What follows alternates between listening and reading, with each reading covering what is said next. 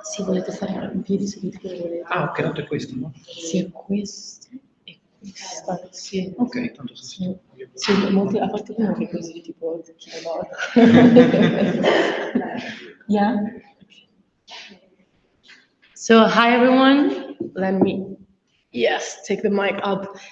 So here today is the last session of the conference. We hope you have enjoyed everything so far. Thank you for making it also so far.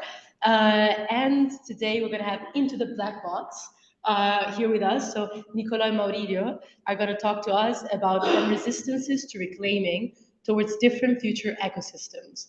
Before they start, let me tell you a bit about Into the Black Box. Perhaps you will hear more about it from them too, so just in a couple of sentences. Into the Black Box is a collective and transdisciplinary research project that adopts logistics as a privileged perspective to investigate the political, economic, and social mutations of our present. And today, they'll show us how they do that. So I introduce you, and after that, we're going to have closing remarks and best paper awards, so stick around. Floor to you guys. Thank you, and good morning. And first of all, sorry for not being here also in the other sessions. We regret this, but unfortunately, it's quite a very intensive period of debate, discussions, and so on. And I want to thank all the organizers for inviting us, and especially Marta. She just introduced us, so yeah, just to say that me and Nicola here we are, but we are here as part of a larger group of researcher activists in investigating, especially new technologies, labor globalization through a spatial approach. And this is part of what we are going to say today, part of a larger discussion we are having in this period with other colleagues. So just to go on, and today we are going to speak a bit about digital technologies. So we will not focus just on artificial intelligence. We will try to frame a larger gaze, and we will try also to articulate our current position that is suggesting that we have to move from just a resistance approach towards digital technologies to forms of reclaiming the power to decide on this kind of technologies. Our speech will be divided in two parts. First, I will move some critics to the current model of technological innovation, while in the second part, Nicola will formulate a more general, productive proposal. More specifically, I will frame artificial intelligence as part of a longer wave of technological innovations that started in the 70s and progressively structured digitization as we know it nowadays.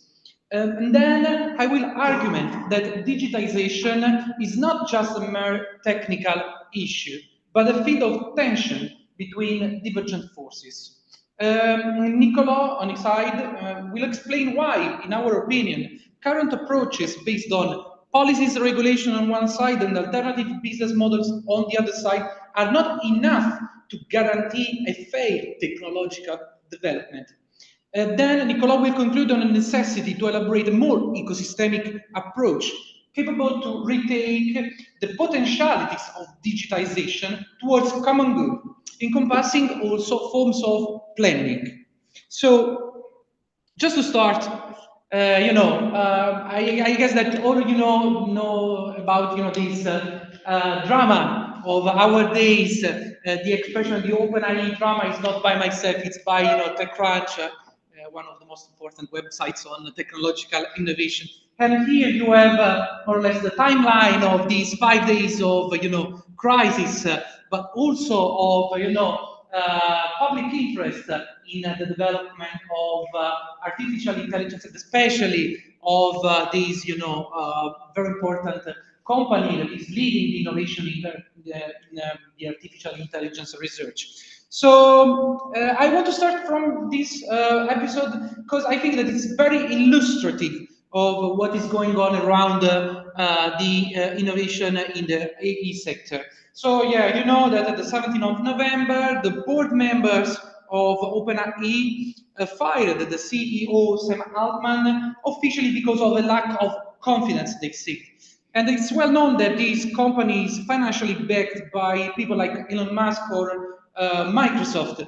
So, after, a chaotic reaction, first Microsoft offered to Altman, to run a new AE lab in Microsoft, while the majority of the company employees, 700 on 770, signed a letter asking for his return. 5 days later, Altman has been reinstated, while now is the board going to be replaced.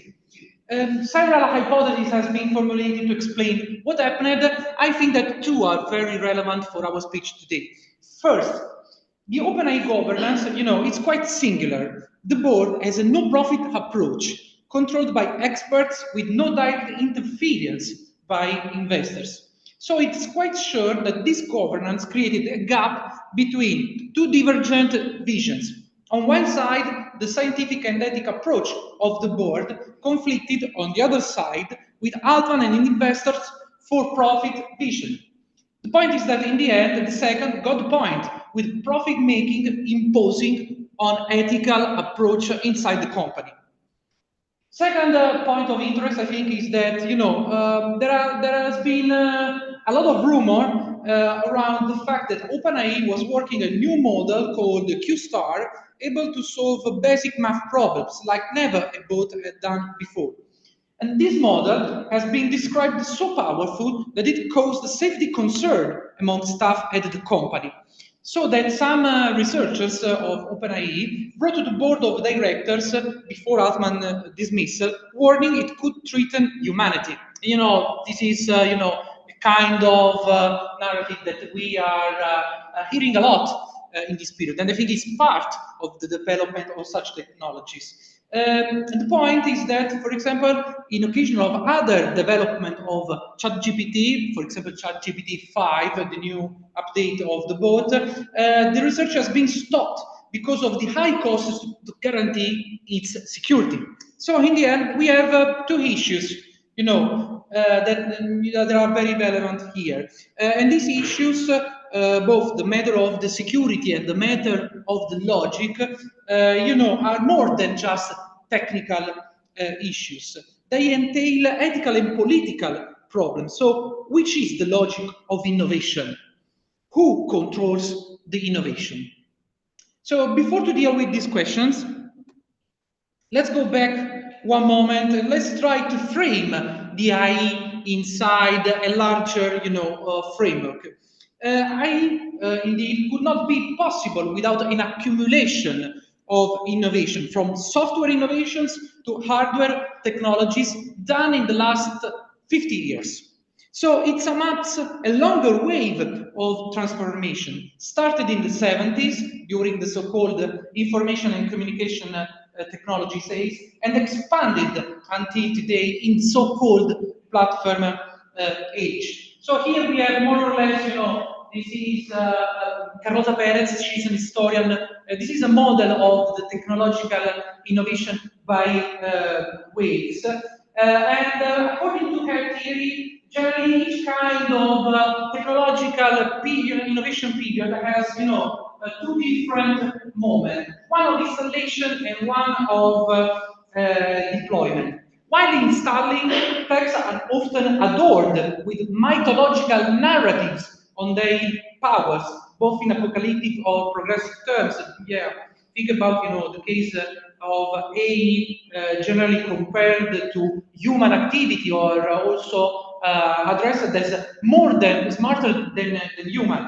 These kind of narratives are part of an environment that build a frenzy of investments, and so more or less this part.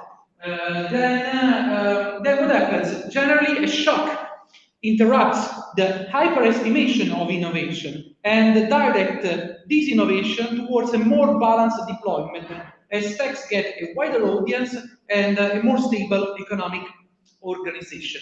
So let's take a look to this scheme by Carlotta Perez. So in this scheme, we may appoint two main waves of innovation inside digitalization. So in the Carlotta Perez scheme, she focused on this part also because the book she wrote on, to frame this model is a book of the beginning of the new century. And, there is this second part, to be fulfilled. And it's what I'm going to do. So, in the first wave, we moved from the rise of internet and the production of first calculation machines to the definition of a tight group of gatekeepers, so-called big tech, around the new century, and the spread, of other kind of devices, the laptops. So, while here, the second wave encompasses the period from the advent of so-called platform capitalism and smartphone devices to the current run towards AE and augmented reality devices. So in the first wave, the dot-com bubble of the new century represented a cold shower for the prophets of new economy whose companies were listed far higher than their effective value. And this event forced engineers toward a more gradual approach to tech innovation, as well as investors towards a more efficient business organization. Let's go to the second wave, where it took the move from another shock, this time exogenous from technological innovation. I'm referring to the financial crisis of 2007. And this event diverted venture capital from high-risk products, for example, derivatives, towards the financialization of digital innovation. So digital technologies became assets for financial investors. And at the same time, the advent of a platform business model based on algorithmic management, workforce entrepreneurialism, data valorization, embedded social reproduction. So I'm talking about activity like transportation, care, food delivery, and so on, into the digital realm. So we had the advent of all these companies like Uber, Deliveroo, Helpling, Airbnb, and so on. So pandemic contributed to radicalize the infrastructural role of such technologies and businesses for our social reproduction. So without the walls, we cannot do more without this kind of digital infrastructures to reproduce our daily life. And we got more accustomed to disseminating our data and to depend on platforms. What we have to say is that this hype has been interrupted by the so-called polycrisis with rising energy prices, inflation, and higher interest rates by central banks. So the financial premises of digital innovation has been posed under pressure, and I'm referring to the premises of 2007, of post-2007, with this availability of venture capital to the growth of digital technologies. So between the end of 2022 and the beginning of 2023, we have seen companies reacting with mass layoffs in the tech sector. For example, more than 180,000 workers at US-based tech companies have been laid off in mass job cuts. So in this sense, we may consider, for example, the metaverse first, and now the artificial intelligence as attempts to find anti-cyclic innovations capable to sustain the rhythm of innovation and to still attract financial investments in the sector. So let's go back to the first wave of digital innovation for a moment. I want to stress some cultural and ideological features of these ways this wave to compare them to the current situation. So, and keep in mind the two main questions we identified. Which is the logic of innovation and who controls the innovation? So during the 80s and 90s, there were two main approaches to cybernetics. And cybernetics, it's the label given to digital technologies and cultures at the time. And we may identify them referring to two main texts. Here you have the first one, so the John Perry Barlow's Declaration of Independence of Cyberspace. It's 1996, and this declaration sets out a rebuttal to government of the internet by any outside force. It is the same period when US approved the Telecommunications Act that included internet in the telecommunication market and opened to a deregulation of the market, so towards the commercialization and commodification of internet technologies. So in Barlow words, here you can find some quotations I just reported to give you an idea. And in Barlow words, internet is depicted as an outside any country's border. So, he says, this kind of new spatiality deserves its own social contract to determine how to handle and to manage the life inside this space other than, the sovereignty space of the states. And Barlow wished for a sort of social contract based on reciprocity, equal rights of all people inside digital spaces. And this declaration assumes that digital technologies may have an immanent revolutionary feature in our lives. The second text I want to mention you to give you an idea of another kind of cultural approach to digital innovation at the time is Richard Barbrook and Andy Cameron Californian ideology. It's an essay about a critic, they say, of .com neoliberalism. Here you have other quotations, just to give you also in this case an idea of the content of this paper. And it's interesting that all these paper has been written not just by theorists, by scholars, but by people that were engaged practically with the experimentation and transformation of digital technologies at the time. So there were, how to say, combination of practical skill, but also more general political and ethical approach.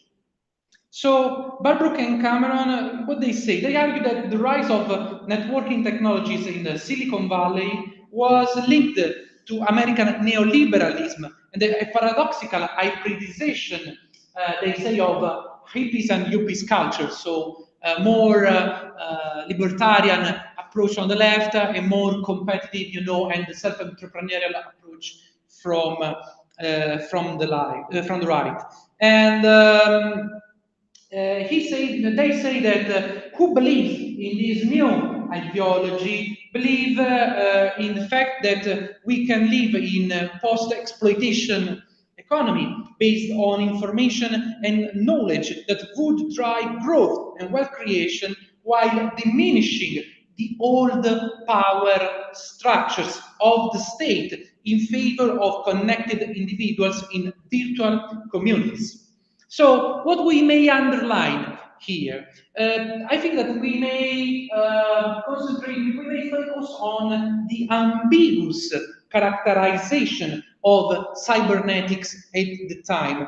So generally, internet and so also digital technologies are conceived as tools towards a new spatial dimension, freed from state control, where to experiment alternative forms of life. This new space, this new approach may lead, on one side, to self-entrepreneurialism in anarcho-capitalist terms. So that's the case of, for example, Californian ideology, but this could lead also to a more equal society, for example, in the words of Barlow. So let's go on, in the critique of the development of digital technology. So let's move a bit further, beyond the dot-com bubble, and so let's focus on the period where the big tech grew and established their role of gatekeepers to digital technologies. I will rest a moment on the role of the state in front of these technologies. We have seen how, for example, many practitioners and theorists were focused on the fact that these technologies could open up a new world without the state control. But let's go more in detail on the connection between the development of these technologies and the role of the state. Here I'm just referring to another book. It's by Mariana Mazzucato, and it's an attempt to debunk the assumption that state intervention into economy is dangerous and not profitable, showing, that's what she does in the book, how companies, and she refers specifically to Apple in the book, these companies took advantage of state support in terms of tax exemptions, public commissions, and labor regulation to grow and get a monopolistic position on the market. In this way, Mazzucato argues, they socialized business risk and privatized profits from public funds. It would be too long to recap how internet became a true commercial medium, but yeah, just go a bit faster, and let's go to the output of this wave of commercialization of internet.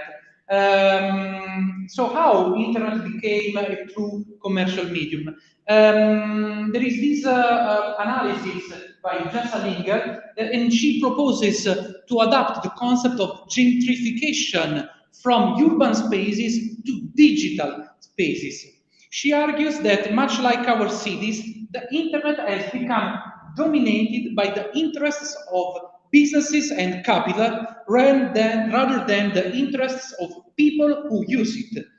How? Erosion of privacy, small businesses wiped out by wealth corporations, the ubiquitous or paywall to access to some contents after the users are exploited through their free labor. And what I want to stress here is that there are multiple factors to be taken into account when we analyze the way digital innovation is shaped. And states played a role, a fundamental role, in supporting the definition of a market-based ecosystem in the hands of a few really powerful companies. So I was reading, coming here, I was reading an article about the 4 leading companies that are driving the artificial intelligence innovation. So all the innovation is in the hand of 4 main big companies. So, and I'm going to conclude this first part. So I tried to trace an historical evolution. It's also a political and ethical evolution of the digital technologies, presenting them first as ecosystems. So we cannot approach one single technology without bearing in mind the whole system of, devices, corporate governance, state interventions, users' powers that shape this kind of technological innovation. And what we have witnessed here in the West since the 80s and 90s towards nowadays is a shift from hacking communities and peer-to-peer philosophy to big tech and sharing economy narratives.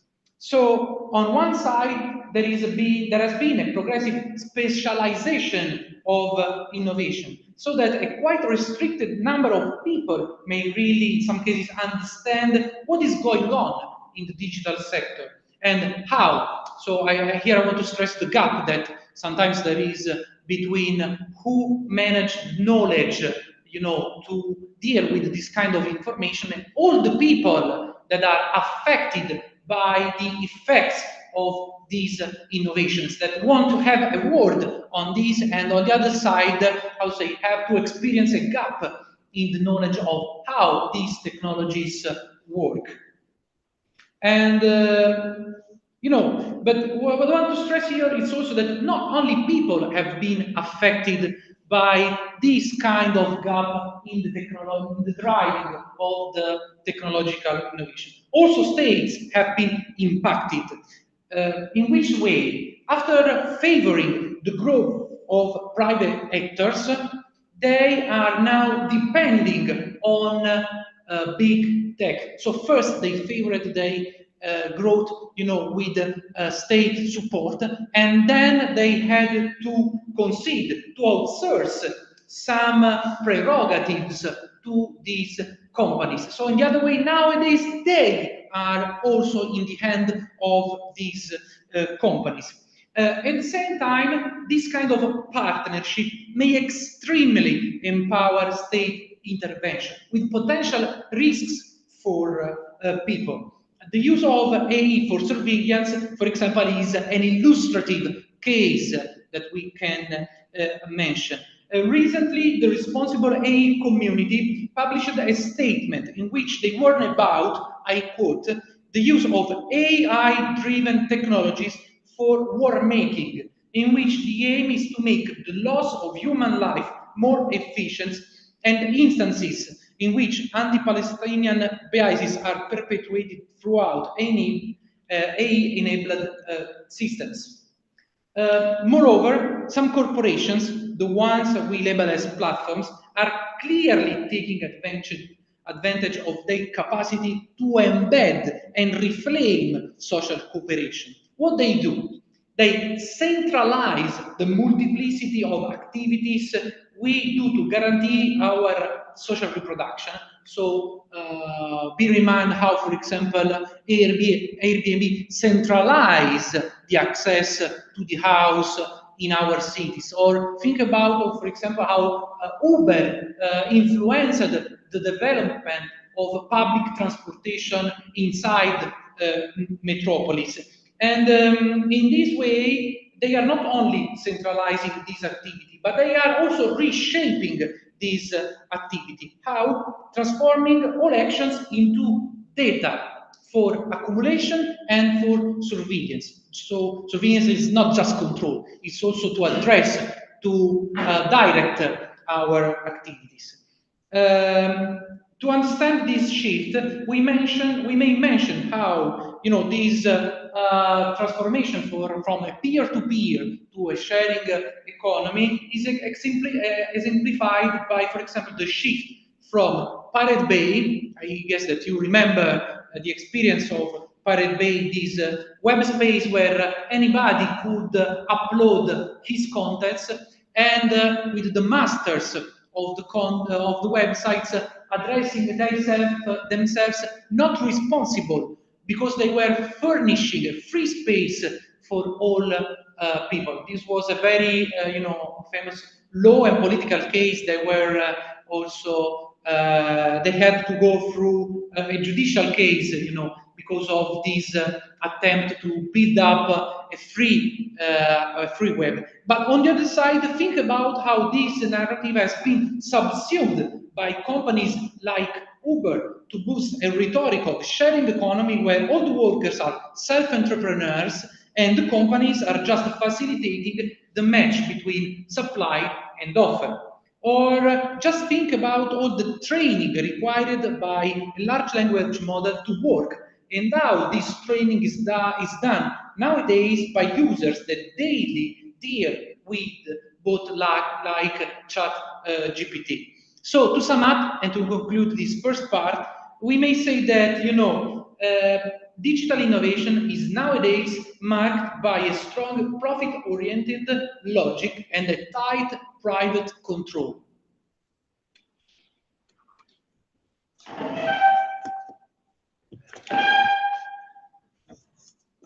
So in this second part of our speech, I will try to present some hypotheses and ongoing lines of discussion between us. And the kind of approach that I'm going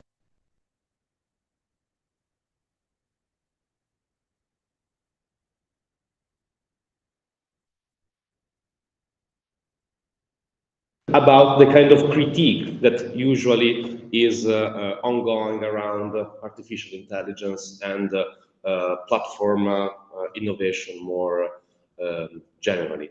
So we started to try to elaborate a different perspective, a different critical perspective, and a useful reference point for us is a text written in 1844 by Karl Marx and Engels, that is usually known as the Holy Family, but the subtitle of that book was Critique of Critical Criticism.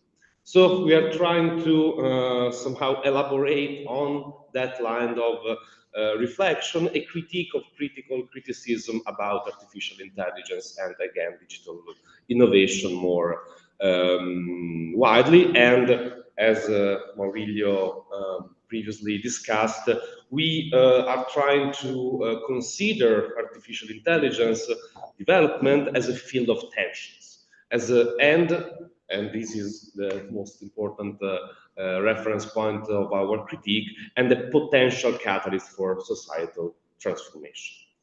So I start by presenting some of the most known critiques to artificial intelligence, and I mean, all of them are quite important. I'm not saying that these kind of critiques are not relevant, but as from the title of this intervention, we think that these approaches are again important, but they only can produce a resistance approach, a political approach that tends to consider artificial intelligence as a problem and not as a potential for, how to say, more just and liberating political perspectives. So these mainstream critiques to artificial intelligence are again quite well known. We can just say a few words about them, about bias and fairness. So there are many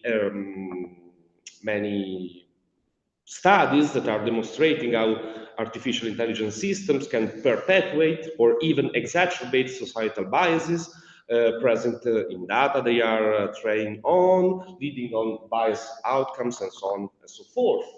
There are many critiques about the lack of transparency, meaning that the algorithms of artificial intelligence, especially deep learning models, operate as black boxes, and there are many concerns about accountability. There is a stream of critique about job displacement, saying that artificial intelligence and automation will replace human jobs across various industries, leading to unemployment and potentially exacerbating economic inequality. Privacy concerns, artificial intelligence systems often rely on vast amounts of personal data, and there are worries about how this data is collected, stored, and utilized, raising concerns about privacy and so on and so forth. Ethical dilemmas. As artificial intelligence becomes more advanced, there are ethical questions surrounding its use, such as autonomous weapons, surveillance technologies, or decisions involving human life. Environmental impact of artificial intelligence. It's again quite well known how much the artificial intelligence development is impacting the ecosystems and the security risk, and I can add more critical streams. Maurizio already mentioned the use of artificial intelligence in wars, and even if the ideological dimension of artificial intelligence as a weapon is saying that it can be used to save human lives and to do a sort of war between machines. The concrete battlefield in Ukraine and also in Gaza are demonstrating that this is not the question. The question is that it increased the destructive impact of wars. So all these critiques, again, are important. We need to keep in mind all these problems that artificial intelligence is presenting, but I think that we need to go beyond these kind of critiques, which are somehow about how to improve artificial intelligence, how to decrease its ecological impact, how to resist to this innovation. Because these critiques, as I previously said, tend to merely address improvements in biases, transparency, decreased energy consumption, among other aspects. But what we are trying to elaborate as if the black box is a different approach to cultivate a critique and a political perspective that explores the potential for counter-use and reclaiming artificial intelligence. So our aim is to perceive technology as a dynamic and evolving battleground with uncertain outcomes. And this endeavor is inherently collective, seeking to spark imaginative thinking and practical experimentation for engaging with artificial intelligence in a transformative manner. So to develop this political attitude toward artificial intelligence, I have to say that talking about a transformative approach is not about a sort of smooth politics or a naive vision of a sort of peaceful development in which it's the political issue is just saying, okay, there is an alternative, a potential alternative. No, this is not the point. We need to think this development as a conflicting development, and we need to think about what kind of forces are conflicting within this field of artificial intelligence development. So to achieve this, we find necessary to concentrate on at least two other areas of critique and two other areas of potential conflicting and alternative development. So the first one is labor. Artificial intelligence doesn't operate through automated development alone. It involves extensive labor, forming a diverse network of labor forces from all around the world, an amalgamation of the Marxian general intellect, linking developers and engineers with click farmers and mining operations. There is a wonderful book about of Antonio Casilli, who demonstrates how artificial intelligence is concretely trained and developed by people in South Asia, in the pig farms, who constantly, for like $1 per day, work and make artificial intelligence possible. So it's not only about Silicon Valley, it's not only about big tech headquarters, it's really about the global labor and a global so when I think about this labor, again, I think in Marxian terms about a field of tension, a field of conflict. So artificial intelligence is inherently linked to exploitation and extractivism, and it revolves around societal power relations. So this is to go to the second point about power. So hence, we frame artificial intelligence as a power dynamic. It signifies a power relation which can manifest as both centralized and vertical decision-making power, as well as a collective transformative power. And this latter aspect it's like our focus. So this perspective raises pertinent questions. Who decides on artificial intelligence, for whom, and for whom we discussed about the title of this event, this conference, that is for people. With Into the Black Box, we are organizing an event. I'll say some more words at the end of my speech. That is called For the People.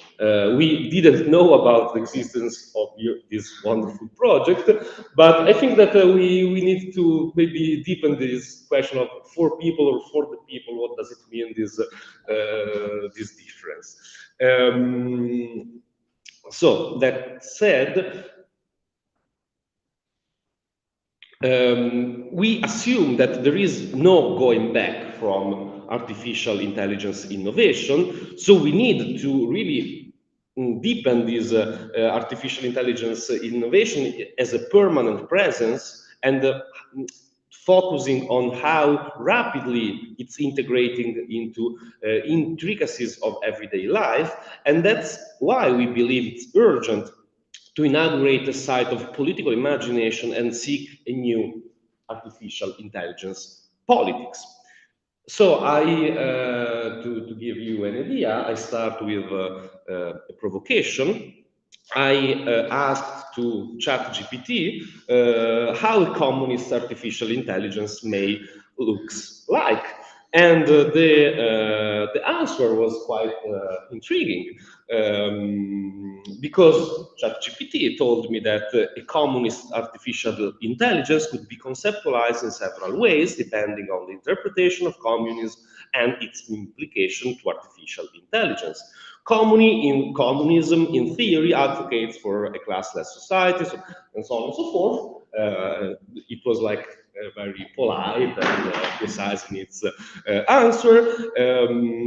And he suggested, or she or it, I don't know how to say ChatGPT,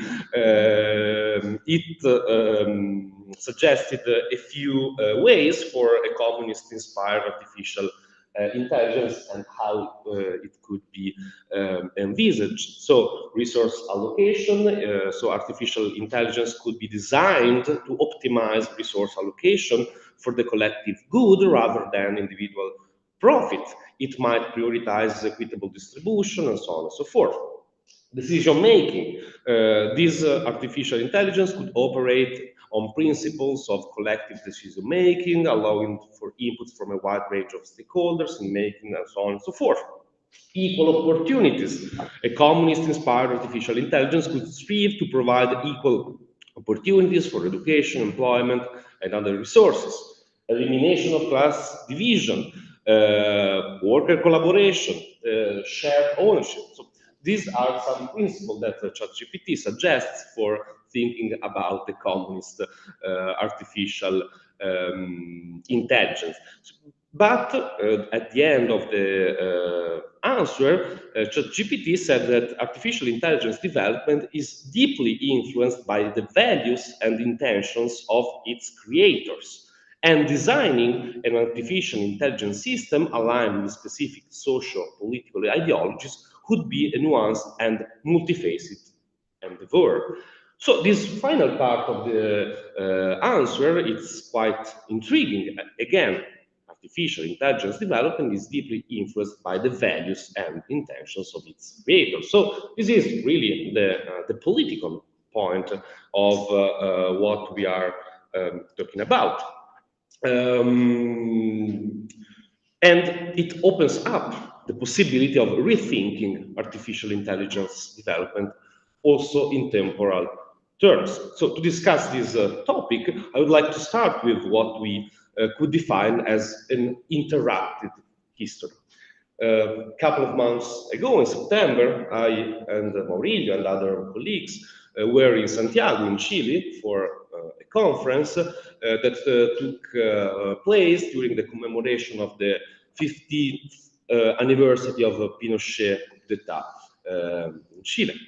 So we visited La Moneda Palace, which is the government building, and under La Moneda, there is a museum.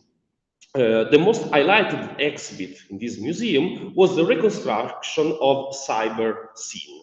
Cyber Scene is the command center that the Allende government had built as an attempt to integrate cybernetics into the new socialist policies for planning. So we are talking about the early 70s of the 20th century.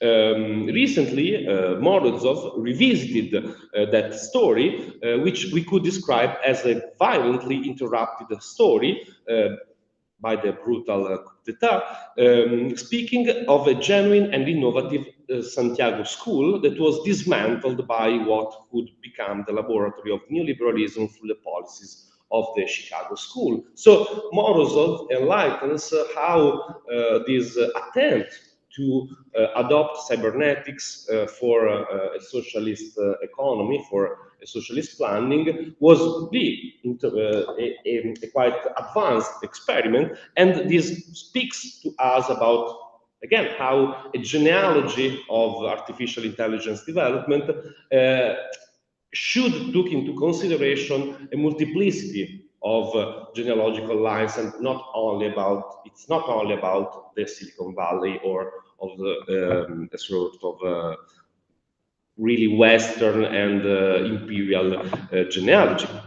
So discussing these and other interrupted stories is important to define the multiple genealogies, again, of contemporary development, and it tells us about a possible alternative technological development.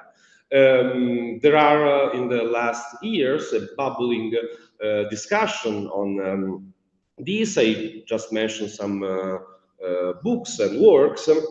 For example, there is a rediscovery of Bogdanov work, is technology. I don't know if you ever heard about this. Bogdanov was a Bolshevik, was like an enemy of Lenin between the Bolshevik party, and he was one of the former who tried to develop a sort of cybernetic approach.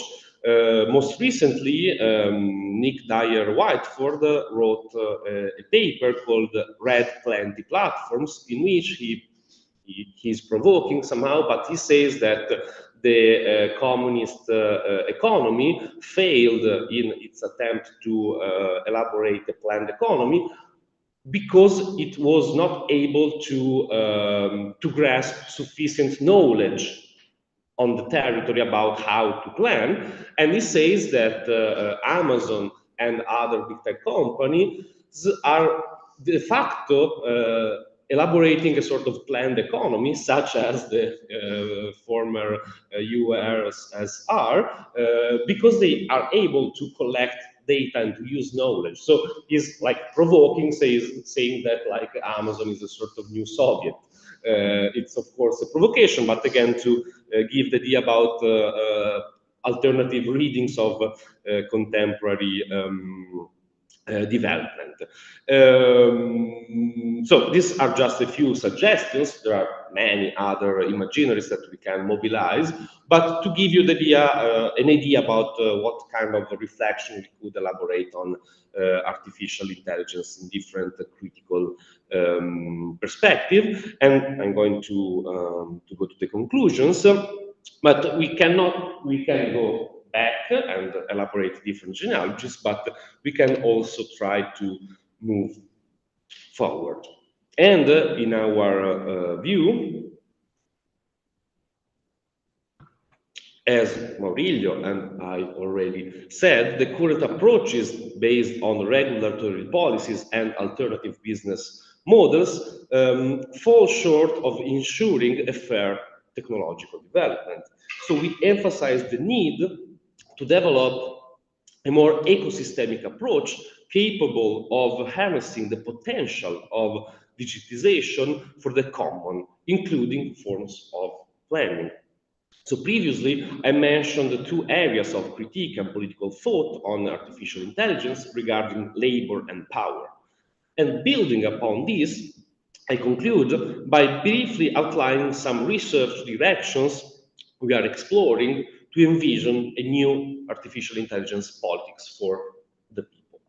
Firstly, we perceive, as Maurilio already explained, artificial intelligence as the forefront of the so-called new industrial revolution, the 4.0 revolution, a new industrial revolution in progress. We are living within this new industrial revolution, and historically, industrial revolution have led to significant political transformations worldwide. So we need to perceive ourselves within like an historical break that is somehow starting and which outcomes are not already written.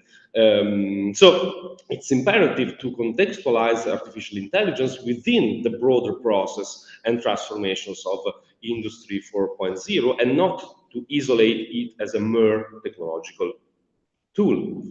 Secondly, artificial intelligence is the evolving outcome of global social cooperation and is only possible due to a kind of general intellect, a Marxian general intellect. So we are witnessing a global struggle over artificial intelligence appropriation, representing a new form of original accumulation between the enclosure of artificial intelligence and the possibility of its use as a common source, as a common resource. So it's crucial to emphasize this common and cooperative nature of artificial intelligence, its diverse developmental forms, and critique its appropriation by big tech companies. Lastly, there is a need to experiment and envision a counter logistics of artificial intelligence, a process of experimentation and appropriation by social subjects and subjectivities for new strategies and daily planning tactics. For instance, just to give a concrete an insight in this. In the last days, in Italy, there has been a quite powerful mobilization of the feminist movement, like for what does I was thinking about what does it mean an artificial intelligence feminism? How we can experiment a feminist artificial intelligence? I think it's a quite crucial question we should consider. So artificial intelligence not as a neutral technology, but something that can be appropriated and experimented in many different ways. So for me, for us, this is a quite important shift in perspective. So instead of solely focusing on, again, alternative business model or policy fixes, we must reassess the entire landscape of digital innovation and why digitalization presents significant opportunities, determining which assemblages of social subjects and maybe also institution and how an alternative digital landscape could function remains the primary challenge we face. And I stop here. Again, we are organizing this event on December the 20th here in Bologna. It is called AI for the People, Artificial Intelligence for the People. And in that context, we would love to discuss with many of you, if you want to join, and many other colleagues and activists about this potential alternative and counter use of artificial intelligence. And thank you. I'm sorry we took a lot of time, but I think we have, okay. So, thank you.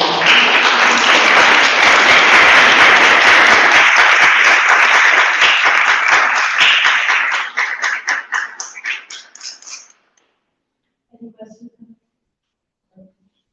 So thank you very much for the talk. It was very interesting, and you anticipated half of my questions. And I love the podcast about silencing, and I hope I'm not realizing your point. You said that you referred to the critique, to some critiques that produce a negative approach towards AI. So environmental, system blah, blah, blah. And I agree partially, but what is not clear to me is why should we strive for a positive political approach for deep learning models? I mean, these kind of models we probably aren't able to produce on our own. This kind of technology. And for example, if you also look at QStar, I said QStar, the new model from OpenAI. The most advertised issue is that it's able to do calculations, but I mean, we had calculators for a long time. And so, because personally, for example, something like CyberSync, I would think it's more feasible in terms of, still UP, but you don't need the same kind of supply chain of workers labeling, of machines training for months, and so on. And so, yeah, I'm not sure if I expressed my point, but why do you think we should strive for a positive approach with regard to development? Do we collect No, questions? we won't. If it's okay. Yeah. I go back to the general point of our presentation. So the general point is that nowadays, all the technological innovation is in the hands of a few very tight group of companies. And so every time the discussion is about, how to fix the problems that these kind of technologies produce. Okay, and what we try to say is that this is every time an ex post approach. So we intervene once, how to say, the problem is already posed. Okay, and so we have in a way to deal with it. We can find policies of regulations, we may try to build up other business models, and so on. The point is to reverse engineer all the process. So not to intervene at the end, but go back to the mountain and to intervene directly in the design of these technologies. It doesn't mean that we are in favor of this kind of technology or another. Okay, the point is that there are potentialities. Okay, so we are not refusing technological innovation, and we feel that there is partially also in the critique of the technological innovation a form of sometimes of ludism or refusal of these technologies, while on the other side we are saying, yeah, we want them, but we have to move our position from from the end to the beginning of the deciding process, of the design of these technologies. And second point, to intervene at the beginning, it means not just to frame on this kind of technical solution or this other, but to address all the digital ecosystem. It means to understand which is the role, for example, of the state, of the public intervention to sustain or not this kind of economy, but also to understand who is controlling. Nicola was saying also for who. So we are thinking this, for private interest and business profit. We are thinking about this, to common interest and an equal allocation of resources, for example. So these are the points we have to start to deal with. And I think this is quite a big challenge and very hard as political, but this is the political point. Otherwise, we will always talk about how to fix a problem, a specific problem. So to conclude, we are not in favor of this or other specific solution, but we think that we have to take back the possibility to decide from the beginning how to frame this kind of technologies. I just add that in the last years, the critical field around new technology and digitalization, so on and so forth, is like polarized between two main positions. So on one hand, we have the sort of degrowth approach, the ecological, political, critical approach, and on the other hand, we have like the so-called accelerationist approach. We are really unsatisfied about both, like, because both approaches somehow see digitalization, artificial intelligence, and technology more widely as like fixed. So you can only drop out or accelerate. We think we should try to elaborate different critical approaches. We'd like to present just to add something.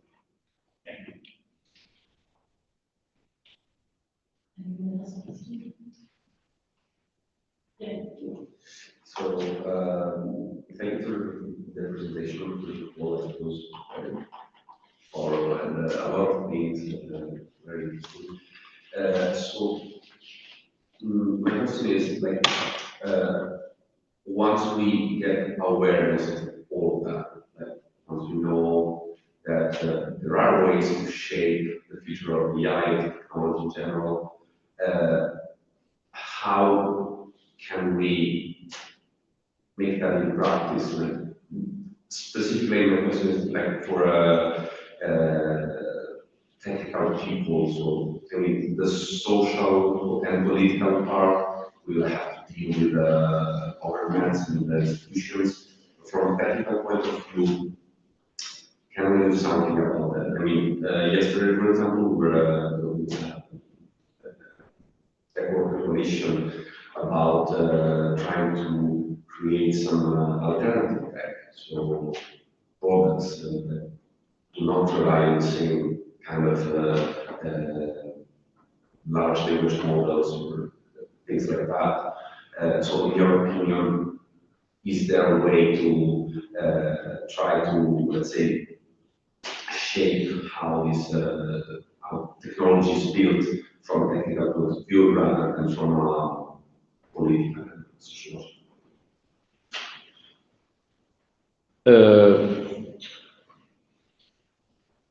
I think that like technology is not a non-political issue. So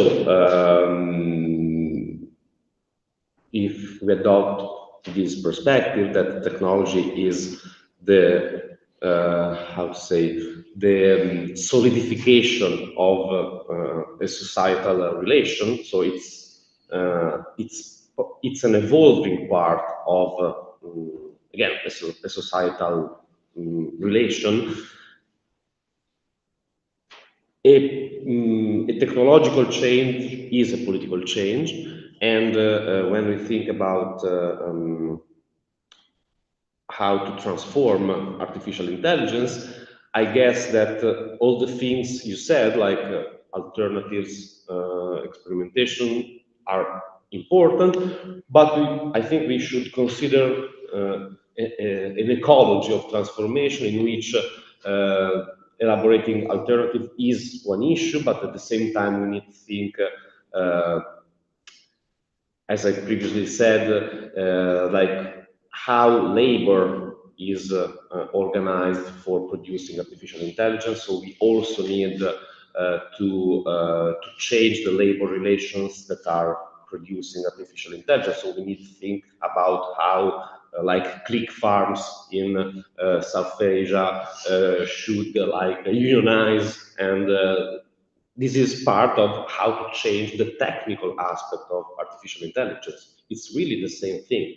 I mean, we should think about how to change the way in which we are working for free for big tech when we give our data for free. This is part of the problem. Should we be paid for like the data we produce? I think yes. So again, it's a question of how to change the technique of artificial intelligence. It's about how to change the social relations that produce today artificial intelligence. So it's a field of struggles, experimentations that we should elaborate, I guess. I don't know if I answered that.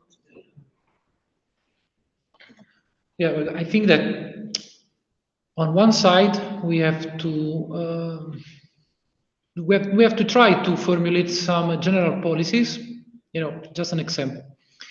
European Union now is debating about the necessity to build up a cloud. So member states are discussing on the necessity to have a cloud infrastructure.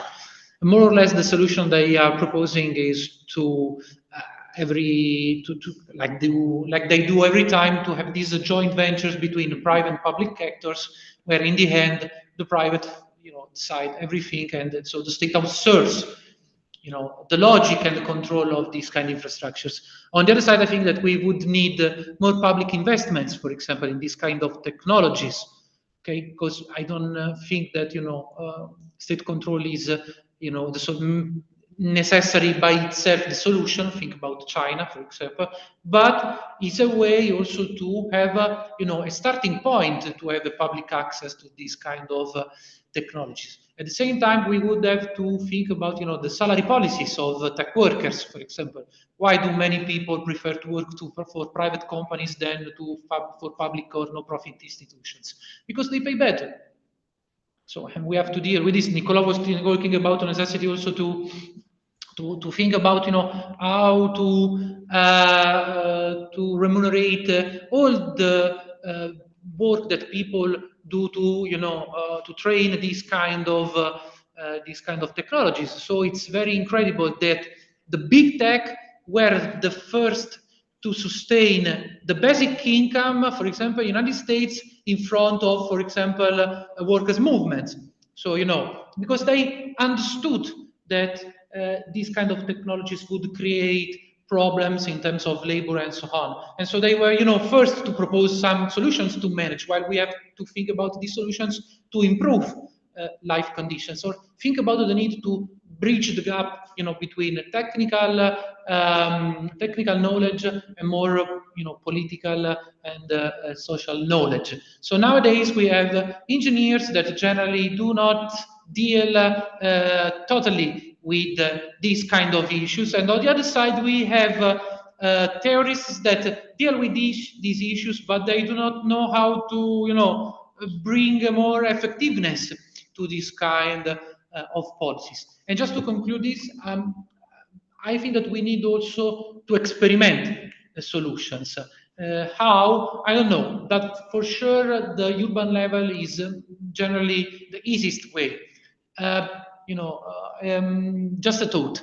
Try to imagine an alternative Airbnb. I'm not thinking about another platform listing houses on its website or its application. I'm thinking about another way to organize a platform that manage hosting. So first, public governance. So, public interest at the center, and possibility of citizens and dwellers to decide, not just, in the hand of few CEOs that live in the other part of Europe, if we are lucky, otherwise in the United States.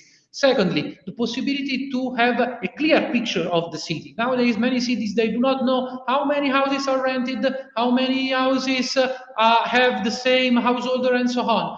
Technology could allow us to have a more clear picture.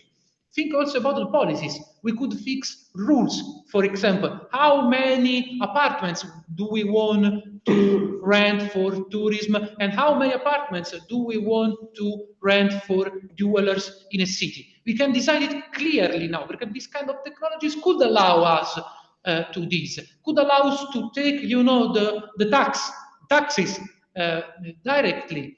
They could allow us also to furnish, for example, different prices also according to the social categories, also to to support some social categories that are excluded or marginalized in many urban contexts. So that could be an alternative use. And the point is to start also to stimulate this kind of political position in the debate.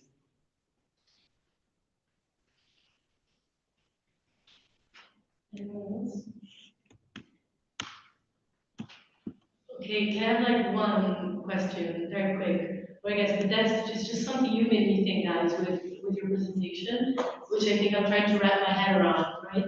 And I think when you say reclaiming, I really try to start thinking, what would reclaiming entail, or what would it look like?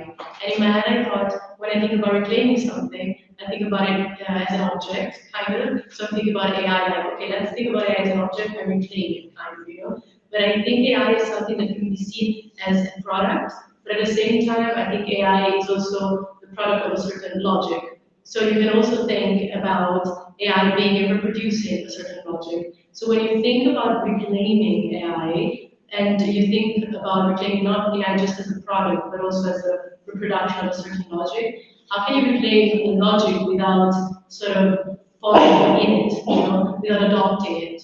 Do you think there's a danger in reclaiming that, you know, will make you fall on the other side of power, kind of? Or not? That's just a thought.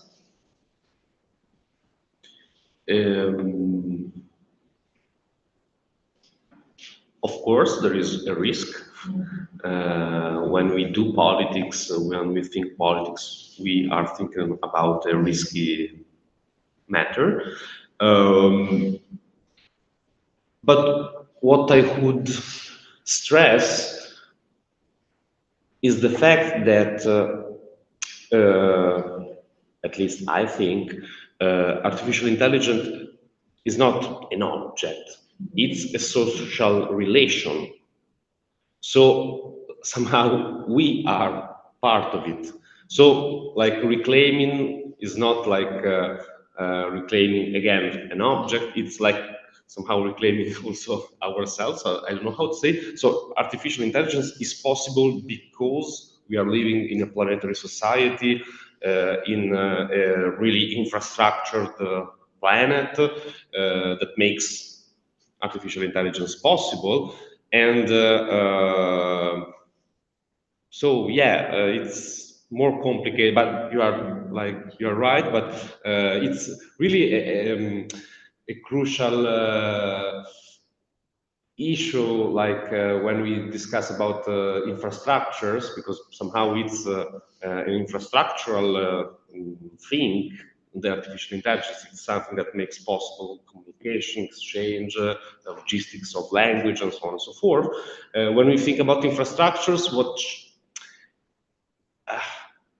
it's hard to say. Again, the question of the design of it, it's the point, for me, the political point. But how can we say we are against a bridge? How we are against a street? I don't know. It's complicated. There is this wonderful book about the work that this planner in New York in the 50s started to do. Moses, it's his name, and this book shows how building a street can be a really political matter, because Moses built, like Haussmann did in Paris in the 19th century, built these streets to make possible to overcome the popular neighborhoods. So it was really, again, there is a politics of infrastructures, there is a politics of designing with artificial intelligence, but a street is a street. Artificial intelligence is artificial intelligence. I don't know, just some reflections. Thank you so much.